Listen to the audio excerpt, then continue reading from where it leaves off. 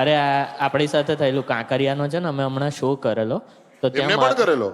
અચ્છા, એમનો તમે હતા? બીજા દિવસે હતો ને તમારો કાંકરિયાનો ડે પ્રોગ્રામ? 1 પર અમારું હતું ને મારું ના, સ્ટેન્ડ અપ આપણું આવ્યું. ડે 5 પર હતું. હા, વાર્તા ને એનાથી કઈ લેવા દેવા જ નહીં એટલે. તો ડે 8 પર અમારું પરફોર્મન્સ હતું અને જેવું મારું સ્ટેન્ડ અપ આવ્યું ને તો પહેલા કીધું સોરી રોકાઈ જાઓ. શું થયું? તો કે 3 બાળકો ખોવાયેલા છે, એમની અનાઉન્સ. મેં કીધું ના ના, જરૂરથી યાર, એ તો બાળકો બિચારા. તો 2 રડતા હતા. અને બાળકો કેવા ખબર છે સ્ટેજ પર આવી રીતે આયા? 2 રડતા હતા અને ત્રીજો બાળક હું હતો. આવી રીતે બાકડો હતો. 2 રડી રહ્યા છે. હું બાળક છું ને. હા હા, અમે બી એ જ છે. આપણે ત્રણે બાળક. તમે 2 રડતા હતા ને હું પેલો ઓડ વન આઉટ હતો. આ 3 બાળકો ખોવાઈ ગયા છે. જેમના જે બી હોય તે પપ્પા મમ્મી લેતા જજો.